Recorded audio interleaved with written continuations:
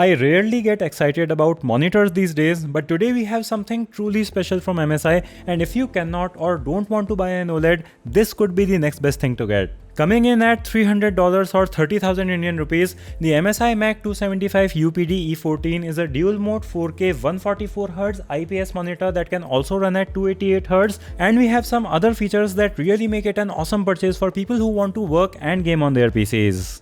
Let's unbox this first, and you will get a DisplayPort cable, the power cable, the manuals, parts of the monitor stand and the panel. It is quite easy to assemble this monitor and you can do it in less than 5 minutes. Before I tell you anything else about the display, I do have to mention how good the contrast is on this monitor. This has an IPS panel, so you generally expect an unexciting 1000:1 contrast ratio, but we are getting a figure of 1500:1 here, which means that the blacks are 50% darker than a standard IPS monitor. This really makes a big difference in image quality, and even if you are coming from some other IPS monitor, this will be a serious upgrade. In practice, this actually feels even better than 1500:1, but different units may have some variance. This is a 4K monitor, and I personally can't use monitors which have a lower resolution than this at 27 inches. Everything looks really sharp and crisp, and this also runs 4K at 144Hz, so in addition to gaming, you also get a very smooth desktop experience for everyday working.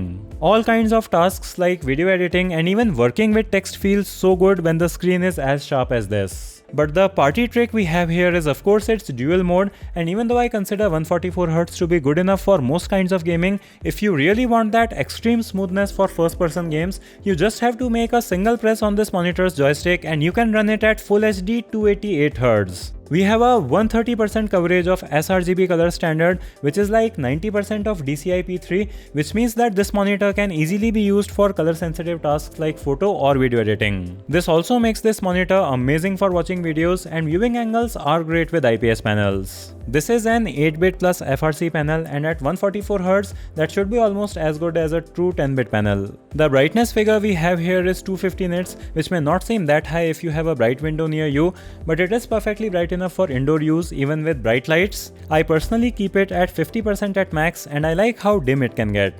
I could observe some IPS glow on my panel, which is normal for IPS. We are getting good performance on this in terms of its price and features, but the 288Hz figure can set some unrealistic expectations. The motion blur performance here is like that of a decent 144Hz gaming monitor, and you can use the fastest response time mode without any visible overshooting. In its dual mode, you do get the smoothness of a 288Hz monitor, but the pixel response time is not like that of a native 288Hz monitor. So if you are buying this for gaming at 144Hz, you will have a good time, and at 288Hz, you will also get that extra smoothness. But if you are a hyper competitive esport gamer that needs bleeding edge competitive performance, then a native 300Hz monitor will give you better motion blur performance. We of course have adaptive sync support here for a tear-free gaming experience, and this is one of the rare monitors that supports backlight strobing with adaptive sync, and the technology is really cool. However, the image when backlight strobing is on is not very good, as there are very visible trail of multiple images, so I am not sure that a lot of people will find this to be useful.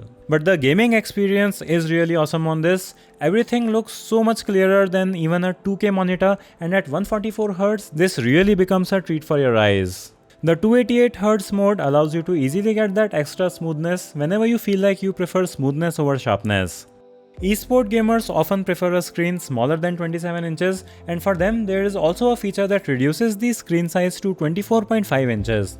Though I wasn't able to activate this feature at 288Hz. Now I know that OLED monitors are all the rage these days, and anyone looking for a high-end monitor is seriously eyeballing those new OLED models, but if you want the same kind of crispiness with text that you get with an IPS monitor, you will have to get one of those newer RGB sub-pixel layout OLED monitors, and they can be at least 3 to 4 times more expensive than this monitor.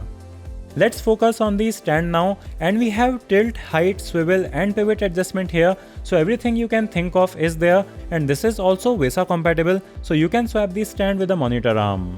I like the balanced gamery aesthetic of the monitor, and they do have a cable management hole in the stand. In terms of inputs, we have a DisplayPort 1.4a with HBR3 for increased bandwidth, and there are two HDMI 2.1 ports that support 4K at 144Hz. For consoles, there is also a dedicated console mode that ensures better compatibility.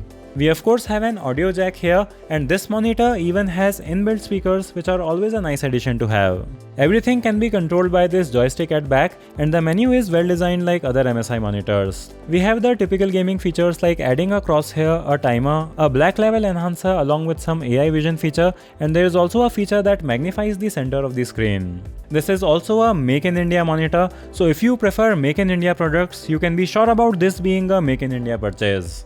So at a price of 30,000 rupees or $300, you're really getting so much with this monitor, and it is so nice to have something that you can do everything on in this price segment. The sharpness, smoothness, gaming features, everything is there, and on top of it, we also have outstanding contrast that really elevates the experience. The motion blur performance is not a strong area on this monitor, but it is also not bad, and I don't think that people in general should have issues with it. So I'll have the links to check this out in the description. Let me know if you have any questions about this. Thanks for watching, and I'll see you in the next one.